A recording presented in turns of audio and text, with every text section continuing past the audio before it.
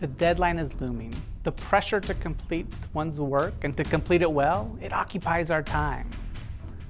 This is not an uncommon situation. We've all been there, where pressures at work lead to stress, but what happens when that stress leads to something more?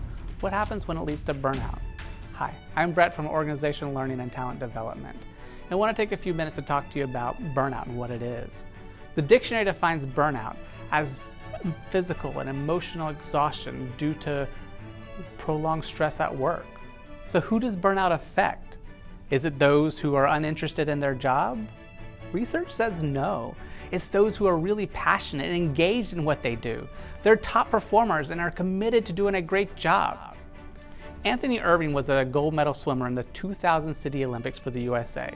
He won gold medal in the 50-meter freestyle, as well as a silver medal in the 4x100 relay. 3 years after the Olympics, he walked away. He had said swimming had become stagnant. What happened? What was he feeling? Burnout.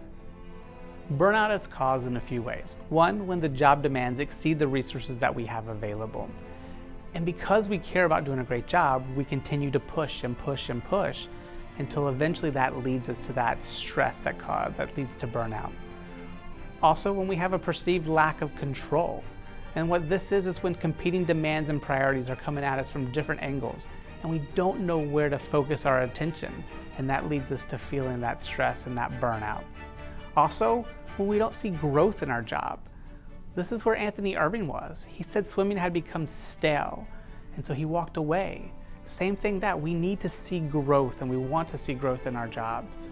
Also, when there's insufficient rewards, or at least where we perceive there's insufficient rewards for the workload that we have and the amount of work we're putting into getting a great product for our organization. Or it also could be where we perceive there's unfairness in the workplace. Our supervisor is maybe giving the cushy assignments to our peer, but because they know we will do a great job, they give us those hard assignments and those assignments that take a lot of responsibility. Well, this can lead to stress. Or there could be that lack of support. We feel like our supervisor needs to give us more support and assistance in getting our assignments done and getting that final push to do a great job. And finally, when we started with our company, our values were aligned with the organization that we're in. But over time, we've separated. This too can lead to a feeling of disgruntledness and burnout. To offer closure to Anthony Irving, he did return to swimming. 8 years after leaving, he was coaching youth swimming and found that joy and that passion that he had once had. He decided to return. He qualified for the 2012 London Olympics. He performed well.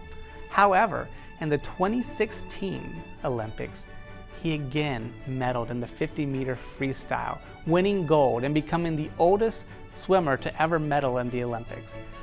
He also won gold in the 4x100 relay. This tells us that there's hope, that once we do have that burnout, we can return and have that same strength and that same enjoyment for the workplace. In subsequent videos, we're going to talk about the symptoms of burnout as well as how to prevent it.